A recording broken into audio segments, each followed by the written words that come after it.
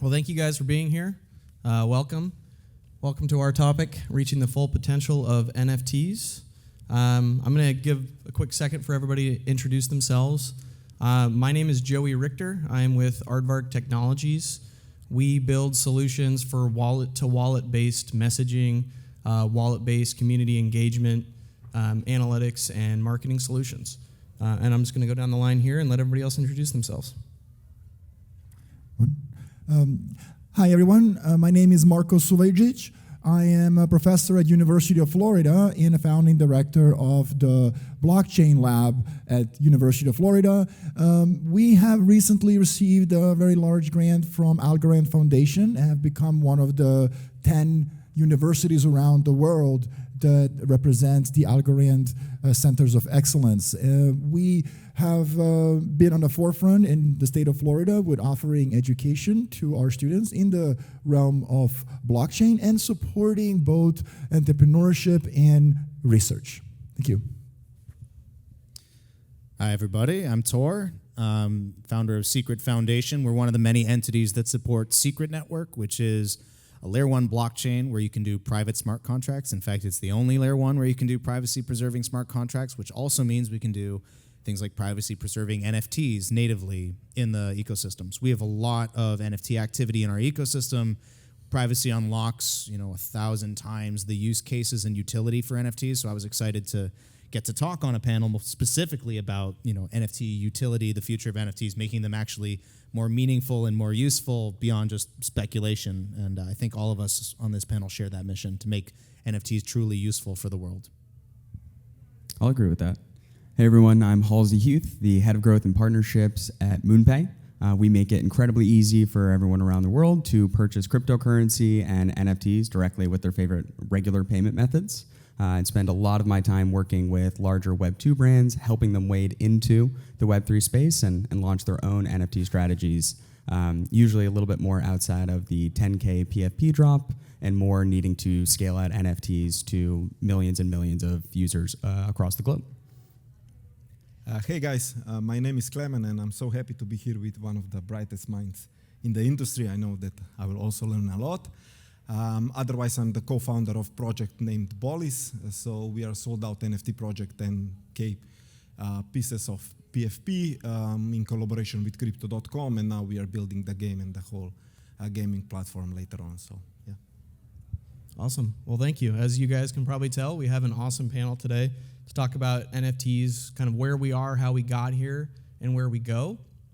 So with that, I kind of like to open this talking about blockchain technologies in relation to NFTs. Why do we need blockchain in order to serve digital assets in an effective way? We have these collectibles, we have these NFTs that serve various purposes.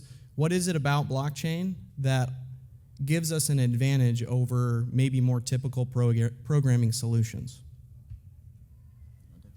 I can start. Having worked in this space for a long time now and having studied like the role of blockchain technology in all kinds of use cases for the better part of a decade, when I was originally researching blockchain technology, it was actually for digital rights management.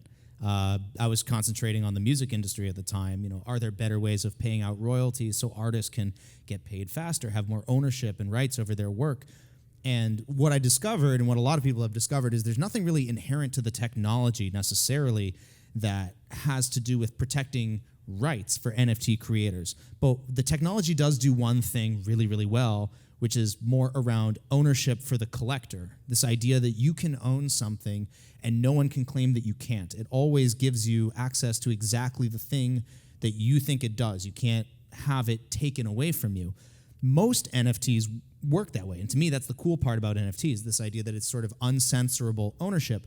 There are some NFTs that don't really work that way, where you still can get them taken away from you because they're issued through a centralized platform and you don't actually have custody of them. Or maybe they're an NFT where somehow your right to use it is later revoked. To me, those aren't the real purpose or vision of NFTs. The idea was to create a better methodology of true digital ownership that's uncensorable, but you still have interoperability. These assets can now be used in any open platform anywhere in the world. So ideally, blockchain is used with NFTs to create more open gardens as opposed to walled gardens I just think that, and I think we'd all agree on this panel, we probably have a way to go before we actually achieve that vision, and we're still in danger of only achieving the vision we already had, that we already had in the legacy world, and we end up not improving on anything at all. That's always the danger with blockchain tech, because it's just tech. It can be used for bad things too. So there are a lot of different advantages to NFTs, and we can talk about a lot of different things, but from the perspective of an end user, I believe that one thing that stands out is the immediacy that this technology allows us to deal with NFTs. So, if we look some decades ago and we look at the stock market, we would have to wait for the stock market to open to trade and send in our trades and stuff like that. And then slowly this technology improved, and we became much more accustomed to this immediacy that the market is just open all the time, and that I can do whatever I want through a computer, through the internet. And now with NFTs, what's happening is this removal of a third party, where we have open markets that are open 24/7, and for somebody who is end user, that changes the game. It just makes it kind of that's kind of how I think world is in 21st century. I can't even imagine, what do you mean I have to wait until something opens, or somebody like Christie's wants to sell an art and I have to wait for an auction? No. I want all these things to be completely in real time and completely available. And this is what blockchain allows for it. There's no really magic about it, other than it's this, it's removing the third party, and the contracts are, final. There is a way for me to prove that I did what I did without the necessity of a third party in the way that is immediate. And another thing that I think is kind of unique, and it really just piggybacks on the same thing, is kind of a democratization of ownership of NFTs, where now with smart contracts, I can own an NFT outright, or I can own just partial NFT. And that was really hard traditionally. It's kind of hard to own half of Picasso, right? But it's actually super easy to own 1% of an NFT. If we want to buy we can get 50 people, just I'm owning a partial share of an NFT. So it's moving the way that the financial markets are actually interacting. And in that sense, NFTs are really just in the background. It's a background technology that is allowing fundamentally different and new way of immediate access to the markets in the ways that we haven't had before. I think it's also kind of taking a look at, is this tech even really needed? When you're going from the legacy side, looking at loyalty programs and ways people are shipping out classical kind of like in-game content, do they need to be NFTs? No, right? But once you open up that layer of kind of like activation, it lets you do more, right? So there's a certain level of collaboration, a certain level of like community ownership, where the activities that you can do and the outcomes that you have at the end of the day are going to involve more people, and it's going to allow more people to operate the way that they specifically wanted to operate. So I think to Tor's point, there's always going to be multiple tracks. There's not going to be a complete replacement of everything that can be considered legacy tech, right? It's not going away. It's not like Visa and MasterCard are going away. MoonPay is a centralized entity, right? And so I think it's finding how you kind of marry the two together, and it's what part of that legacy stack, what part of that legacy operation does it now make sense, right now make sense to bring it into that NFT realm? Because I think a lot of us up here have been looking at digital rights management and payouts to creators, and a lot of that has been stuck in the same format for the past 2 decades. And it really only makes sense now to kind of have that operational for artists, singers, songwriters, and video game studios. Yeah, I think those are really great points. And speaking that a little bit, you talk about some legacy systems, we talk about new systems. Obviously, we all know that this ecosystem is still new, and there are a lot of misconceptions out there about NFTs, what they are. There's preconceived notions about whether they're good or whether they're bad. Should we start thinking about changing the way we talk about NFTs? obviously, as we've seen in this kind of market downturn and bear cycle, we're not seeing as many NFTs for the sake of NFTs, which I think is a net good. I think we'd all agree that that's a net good. But do we have a responsibility maybe to change the way we talk about these and we market these in order to open them up to a broader audience and really reach the full potential of NFTs? Yeah, I can. What I would like to do is maybe talk from the perspective of what we did or how the market was before, because I believe that there are some stages in the whole process. So, of course, a lot of people, we like to speculate. We like to speculate on things, and it was like really fun times, fun thing to do, and a lot of people earned a lot of money back then, you know. So coming from the perspective of our, let's say, 10,000 PFP NFTs, a lot of people was there. Why? To buy at the price of $200 and sell for, I don't know, $500. Make quick buck. And then, of course, you add this utility, you add layers to it, and hopefully, along the way, you know, you will win in the long term. But we also have to understand that we never know what is going to happen. In my opinion, regulation needs to come in, because now nothing is regulated. We don't know what we can do, what we cannot do. Nobody can do anything to us. We could do like a rug pull. People would be angry, but in front of, let's say, some legal authorities, nothing can happen to me. And that's the thing, you know, before reaching this mass adoption, some things need to be settled. And like you said, maybe we will not call NFTs in, let's say, 5 years' time. Maybe it's going to be something different. I think the unspoken word in all of that is sustainability. And when we talk about our responsibility, like, it goes beyond language. Clearly, language matters, and how we talk about these technologies matters, but our responsibility, if we're the ones who are creating these systems and then creating the technologies that are supposed to thrive within these systems, our responsibility is to make those systems sustainable. And what we're finding is that most of these systems were optimized for about the first 24 hours of their existence. You know, you sell out your 10K collection and maybe nothing needs to happen next because the mission was already complete. You created more demand than there was supply. Therefore, there was a short-term price bump and people got the money they wanted to take out of the system. Either it's the issuer or it's the initial speculator.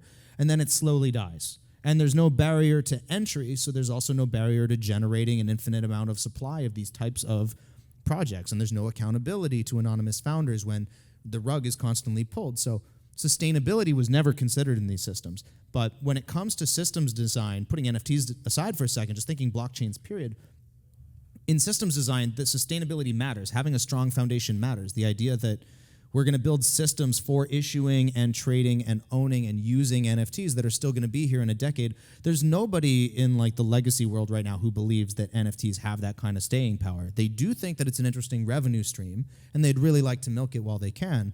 But even they aren't really concerned about the sustainability. They just want to understand how it's going to impact their bottom line as brands and creators. It's only for us as the builders, really, to be considering what is it going to take to make this technology sustainable, both on the technical level, how we build the architecture for NFTs, but also how we construct the language around it, how we talk about them, and then also how we regulate them. What is going to make this something that can be a renewable ecosystem as opposed to burning out every creator and collector who touches it because they all have such a negative experience that they'll never return, and not only that, they'll salt the earth so that nothing else can grow.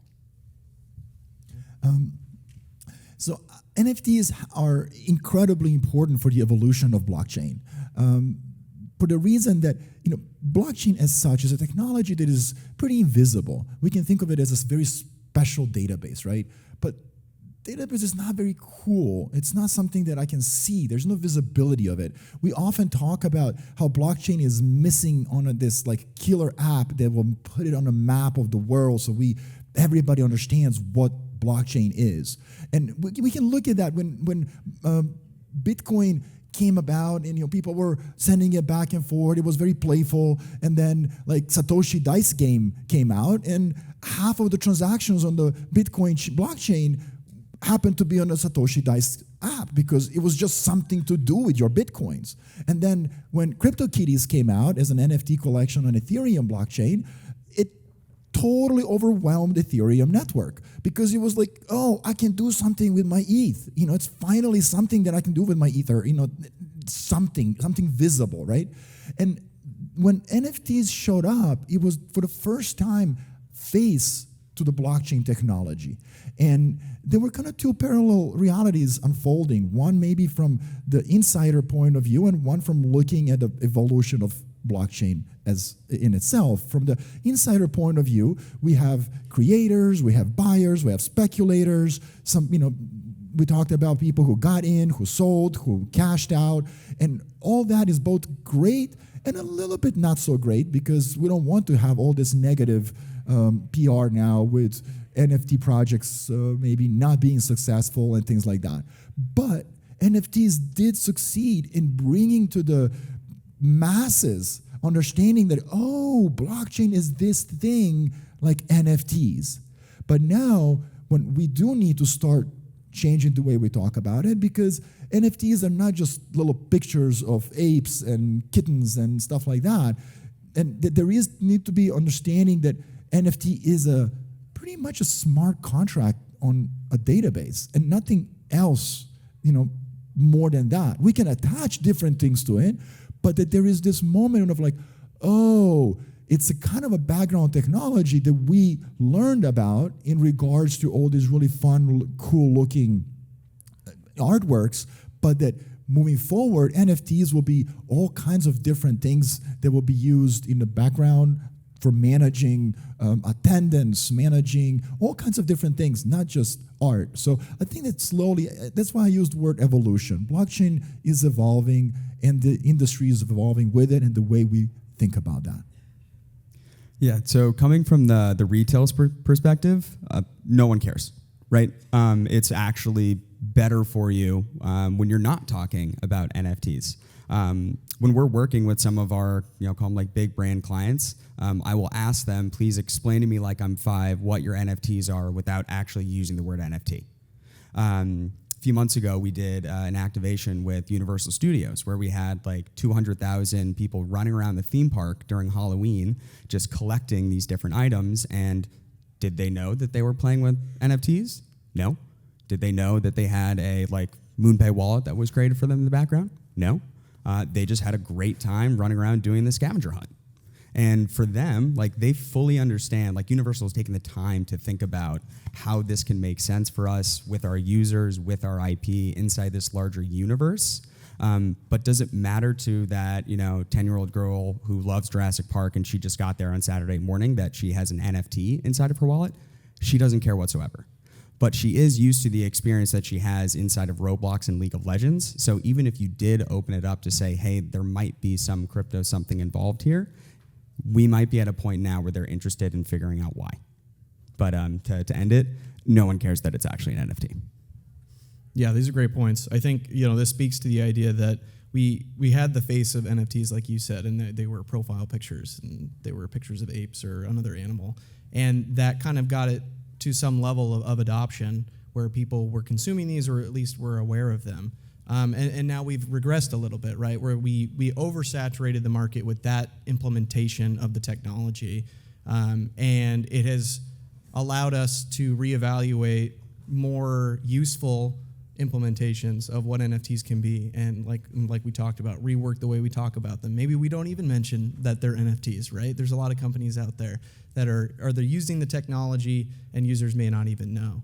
I want to dive into kind of some of the future of where NFTs go from here before we run out of time.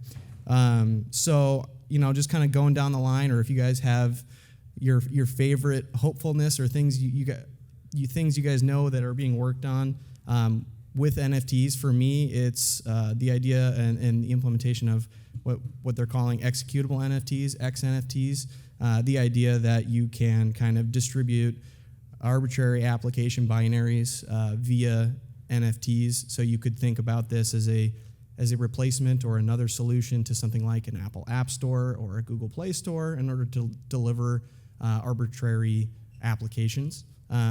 That's just something I think is pretty exciting, but I'd love to hear what you guys think are some exciting future applications for NFTs. I've got one that still hasn't happened the way that I want it to, This is fun. One of the main reasons we started HODL and then MoonPay is because I grew up playing way too much World of Warcraft. Still have my account. Have never been able to actually sell or buy anything that I have spent time acquiring inside that game. And it's a place where it does make sense. Like, I am running around with my backpack, with these mounts, with these swords, with these legendary things. I am an active user across different franchises in there. But it very much changes the model of what they're working with. And so I believe it's very much on the horizon. Joe, I think you gave us like 3 to 5 years. I think we will have in-game NFTs that I can, sell to Tor just, going through like a little wallet connection. But we are definitely not there yet. I have a very distinct perspective on this, so I won't talk about it for terribly long. But for me, obviously, the missing piece for NFTs is the same thing that I say is the missing piece for blockchains, period, which is the idea that all of the data that is being used on these things is completely public to everybody. And a lot of the utility for NFTs, yes, it comes from what we're talking about, like this idea of provable ownership of something anywhere that could be infinitely extensible if somebody wants to build their own program for rewarding active World of Warcraft users, and Blizzard doesn't do it, but a different gaming company wants to like Blizzard won't necessarily allow that because they don't want their users poached by somebody who can build a better experience for their players. They like their walled garden. If we want to open up these walled gardens, there's a lot of things we have to do, but one of those things is this privacy aspect. And I talk about this a lot in the context of ownership. It was actually NFTs that allowed us to explain exactly why privacy was so important to the blockchain. You don't think about it so much when it's something less tangible, like my bank account transactions. Maybe I don't care all the time on my blockchain, like that everybody can see what I do with it because I don't do all that much. Maybe I don't have that much money stored on it. Maybe it's just for playing around, whatever. As soon as it's something linked to my identity, my reputation, ownership, a provably scarce social asset, then they care a lot. So the missing piece that we've been trying to provide in the secret ecosystem and with our NFT ecosystem is, what if NFTs had depth? What if they had their own ability to have not just public metadata pointing to a picture of an ape, but private metadata where you could prove only the owner had access to that information, or only that owner had the right to do that. Now you start looking at NFT use cases that are more like data marketplaces or recording real estate transactions and deeds on the blockchain, those types of meaningful crossovers to real-world applications beyond gaming and media that rely on some sort of fundamental privacy protection that lives on the same decentralized systems that protect our ownership. They also protect our data. So I think that we'll be having a very different conversation on this stage in a year as like secret NFTs gain more traction. We have hundreds of thousands of users. We want millions. As we gain traction, now people are going to be doing exactly those things that I'm saying. And when we say the word NFT, we won't be only thinking about pictures. We will be thinking about real-world assets with real adoption, with real money behind them, and we'll think about how blockchain is helping us secure that ownership. You know what Ticketmaster is doing, They are not talking about NFTs, but every ticket will be an NFT. And also what you mentioned, real estate, many other different possibilities with NFTs, but let's say also for us, it's like, okay, one is PFP NFT, but then how you create additional utility to it, what you do for, let's say, your community, how they can benefit from it, So that's why from there we are building the game, in-game assets, characters, playable characters, and of course we want our community, we want these users to be happy, to have something in return. We also have to understand, like I talked about earlier, for people, it's like step-by-step process. And I don't think we are quite there yet. We would like to be, but I think we will still need to have some time, and some progress still needs to be done, in my opinion. This is how I think that's great points. I think I heard something in another panel today that I really liked, and it's just the idea that the space as a whole, sometimes we just need to slow down a little bit and think about what we're doing with a little more intention. I want to thank everybody that was here today. I think that pretty much wraps up our time. Appreciate the panel. Thank you, guys. Thank you for having us. Thank you. Thank you. It was a pleasure.